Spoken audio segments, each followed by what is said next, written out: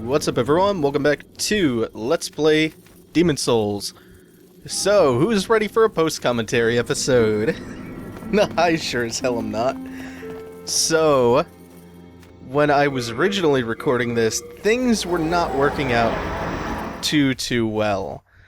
I had a pretty annoying series of events go down, and halfway through recording the episode originally, I just scrapped the commentary and finished out 2-2 and the boss fight only level after that, 2-3. And hey, here we are. So let's see, I had a power flicker that occurs pretty early on in this episode, and I had to, nothing too major. I didn't miss out on anything major. It's just piling on frustration in this episode. There was, the night I recorded this, there was the big PAX Prime ticket debacle, which, basically, PAX Prime 4-day tickets and most of the single-day badges sold out within, I think, like 17 minutes. And, you know, there's always the frustration caused by things like the inaccurate queue lines and the scalpers and whatnot. So that piled on to a list of frustrations. I had a lot of interruptions while I was recording this, and, you know, it's just, man. Things went wrong while recording this, needless to say. I think the first one is coming up. Did it already happen? If you see it suddenly fade, and I'm in a different spot than I was, then, that's the power going out. So the funny thing is, I put off recording this, the night before. Am I saying this right? I put off recording this from the night before because I was tired that night. When really, I should have just said, you know, fuck it. I'm fine with being a little bit tired because the next day, recording everything that I recorded that day went way worse. There's the fade out and back in. By the way, to give you an idea of when this was recorded, it was the same night as the Typing of the Dead 2 and 3 that I recorded those. And you saw how those turned out compared to the first episode, so it was a doomed night. Just doomed from the get-go.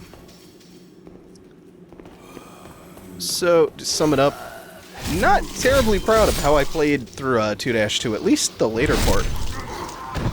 The first half of it was fine, then I start getting lost in the tunnels, and I had like one of the worst Flame Lurker fights I have ever had. Even including like the first time I ever fought Flame Lurker, it was probably worse than that, so look forward to that. It's never fun to perform really poorly during an LP, but that's hard to control. I bring this up time to time, but it is really difficult to split your focus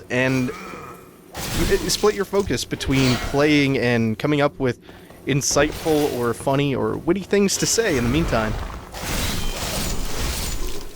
So, yeah. Anyway, enough of me complaining that I recorded myself sucking at a game for, you know, a 20-minute span of my life. Since I'm doing post-commentary, I might as well make an announcement. I am a liar, pants on fire. Which is appropriate given the level we're in because, oh, by the way, before I go on with that thought, this is the shortcut down to Flame Lurker. If you want to skip a huge chunk of this level and cut straight to Flame Lurker, you make a series of jumps down there. Just be careful and look at the ledges below you before you leap. So what I was about to say.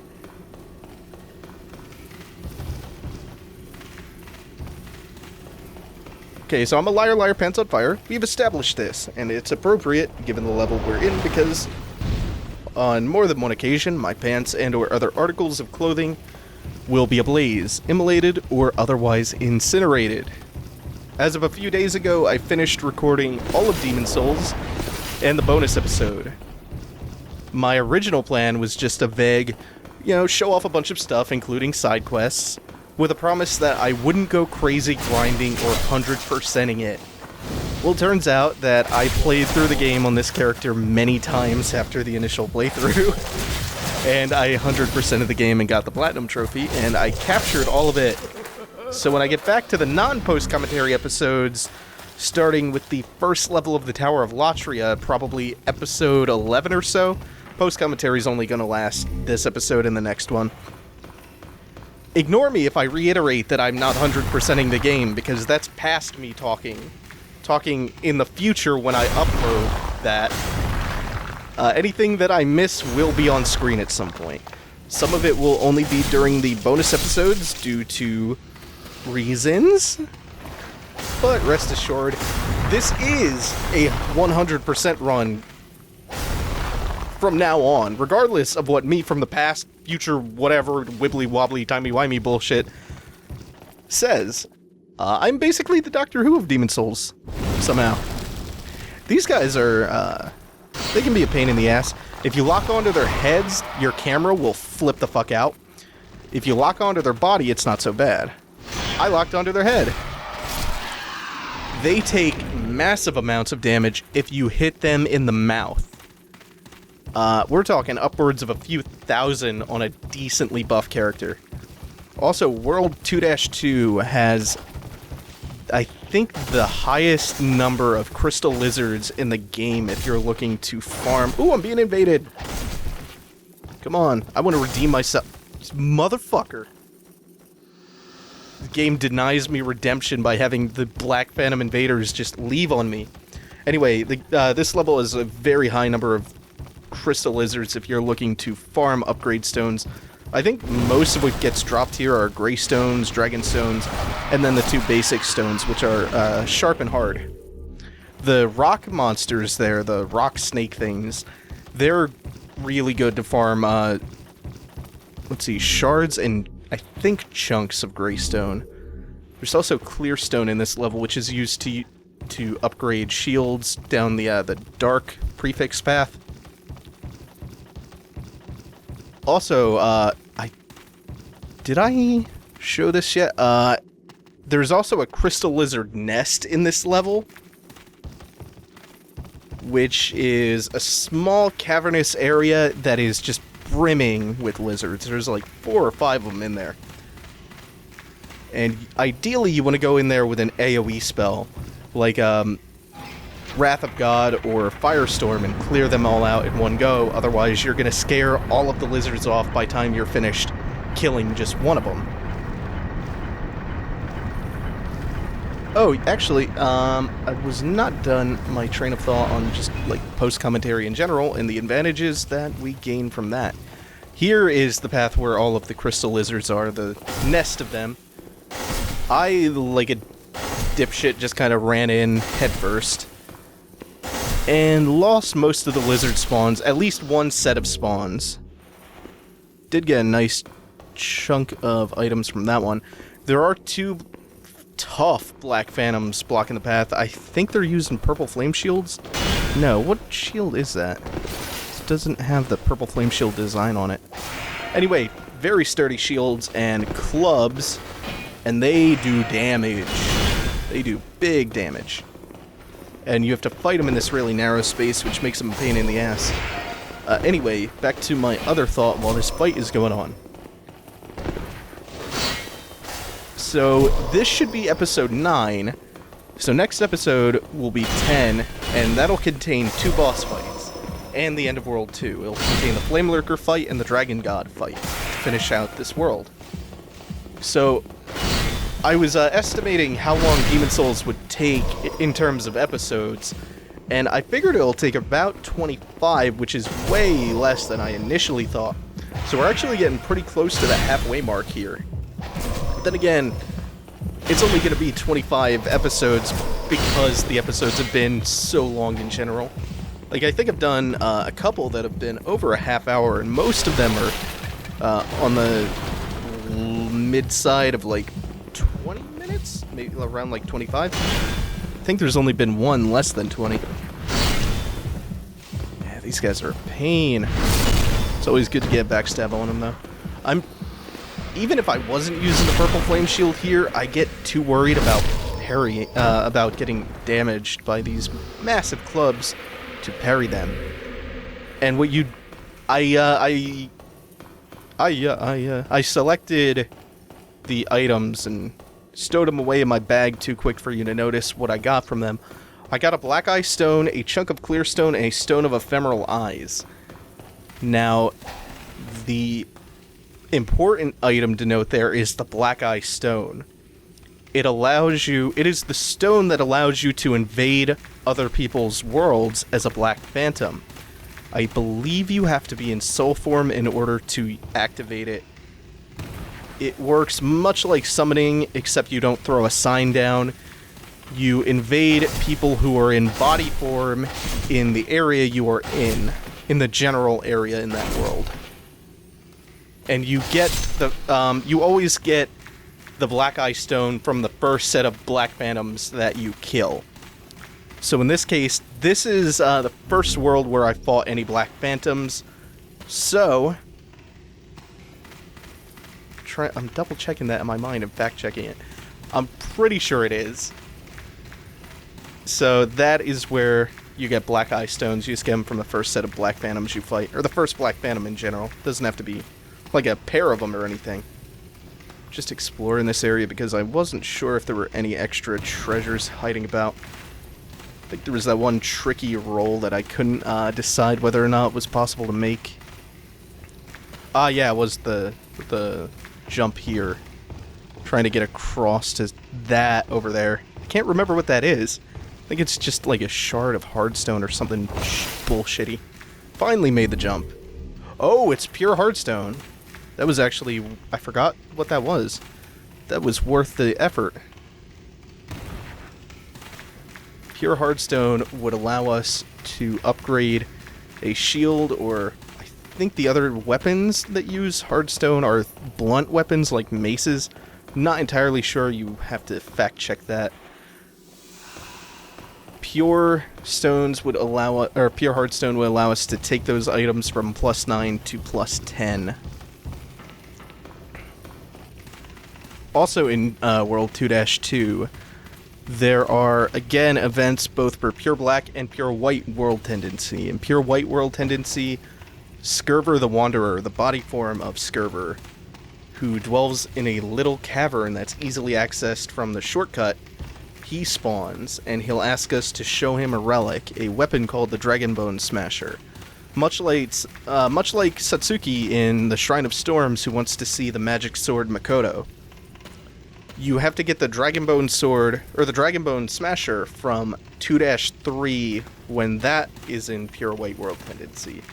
So we can't complete the side quest yet. We can talk to Skurver. I can't remember if I do that now or if I do that down the road once I already have the DBS. In Pure Black World Tendency, Skurver shows up in the same spot as he is in body form, which, you can access from the shortcut area. And he shows up as a really tough Black Phantom in Pure Black World Tendency, who uses fire magic. Very, very damaging fire magic. And he drops the Talisman of Beasts when he is killed, which functions both as a catalyst and a Talisman of God, allowing you to cast both spells and miracles with just one item. So it is a very handy item to acquire. The only other place I believe you can get the Talisman of Beasts is by killing Astraba. Or am I thinking Black Phantom Astraba in 1-4? Not sure. I think you have to kill him in the Nexus. Because I'm not sure. Now I'm second guessing myself. Because I know if you kill him when you first meet him in the first level in 1-1, he drops the Mausoleum Key, but I don't think he drops the Talisman of Beasts if you kill him at that point. But I do know that if you kill him at some point, he drops it. You have to check the wiki for that. And also, since we're talking about World Tendency again, I found some really helpful illustrations on Google Images showing the shades of world and character tendency, so I'll put that up as I'm fighting the miniature bear bugs here. That's what they're called, by the way, bear bugs. I think we had a dialogue with Baldwin back in the Nexus where he was talking about just how much of a badass he was, and that he tried to fight the bear bugs barehanded, but even he wasn't strong enough to do that, so he tossed him into the lava. We'll see the ones he tossed into the lava, actually.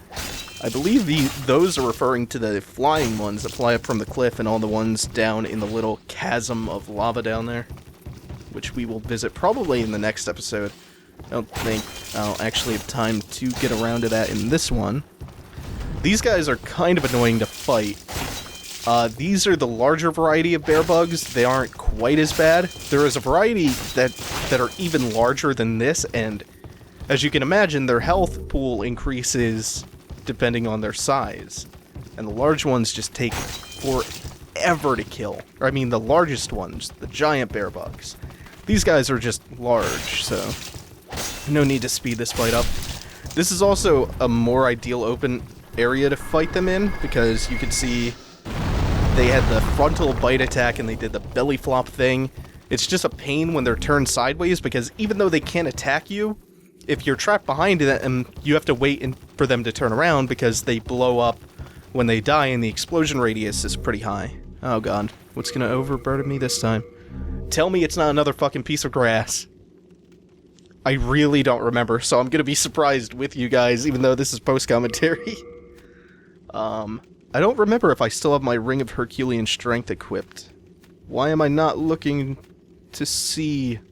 Why is that not my first instinct? I don't, so I will. I will equip it. Ah, I had the Thief's Ring on. The larger variety of bear bugs, the largest, I should say, the giant bear bugs. I didn't even catch what the item was. I'm not even mad. I think it was Greystone or Sharpstone. The largest bear bugs, you can see one right over there. Patches claims to be keeping this guy as a pet. And Patches, we haven't met yet, he is a liar. He is a grave-robbing liar. We freed Grave Robber Blige in the Shrine of Storms. Patches is way worse of a person than him. He's down there just beckoning you. If you go down there and talk to him while the bear bug is still alive, he'll point to a treasure that's directly below us down that ramp down there. And we'll just speed up for the bear bug, because it takes forever to kill these guys. Patches will tell you to go beneath where the bear bug is to get a shitty little piece of treasure. It's like a war axe or something trivial. And it's a trap. Insert Admiral Akbar.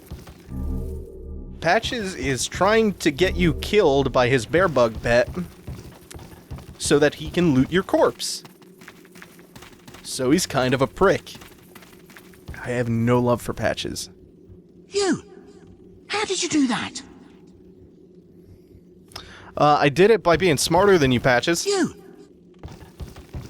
He's also using some kind of spear, I don't know which, and the Adjudicator shield. Don't worry though. Patches, in good time, you will die. He sells some pretty useful things. I think he sells a fragrant ring. If you don't kill him here, he spawns back at the Nexus, I think near the Tower of Latria Archstone, and he acts as a vendor. I think he sells some things that Ed does not sell you. Or not Ed, I always mix the two blacksmiths up. He sells a few things that Baldwin does not sell you, including rings. Now I'm just trying to be thorough about exploring this area for treasure, because there is a lot of it. And there's a lizard down there that you saw. I thought that was a summon sign for a second. Suffer and Succotash. I thought that was a summon sign for a second. Ah, alliteration. You're my greatest friend. Not really. Talk shit about alliterations back all the time. I talk shit behind alliterations back all the time. So this is where another in a series of unfortunate events is about to occur. This is not a giant bear bug. It is just a large one. But it's way more annoying than either of the other two big bear bugs that we fought. The first one, we had a decent position where we could get on his side. And if you're on the bear bug side, then you don't really have to worry about conserving stamina, and you can just go all out. There it is. When you can just go all out, the fight ends a lot quicker. We had the same thing happen with the second bear bug, the giant one, where we can just attack and attack and attack all day. This one, though, there's no real way to get somewhere where you can't be attacked, so you have to block his attacks.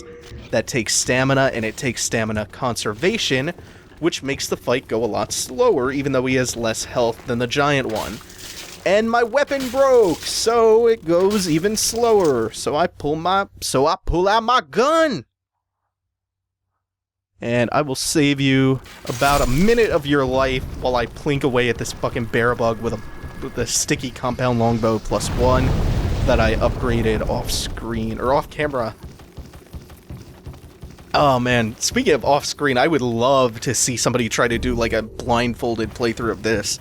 There was someone at Awesome Games Done Quick this year who was doing a blindfolded Mike Tyson's Punch-Out playthrough, and I thought that was super impressive. Actually, you know what? When I posted my my Bastion Let's Play, the blind one, around a couple of forums, people were outraged because I posted his, like, blind Let's Play Bastion as the title, and people were fucking pissed that it was not, like, me on a face cam with a blindfold trying to play through Bastion. Like, apparently blind just isn't an intuitive enough terminology for people. It's ridiculous. It's like, no, I don't actually mean that I'm playing it blindfolded. I'm just playing it without prior knowledge of what's about to happen. I think it's pretty intuitive terminology. Anyway, now that we have all of the treasure that I'm going to be going for in this area, I'm going to cut the episode here to go back to the Nexus and repair my shit. So we'll pick up where we left off in the next episode. Thanks for watching, guys. Take it easy. Have a good one.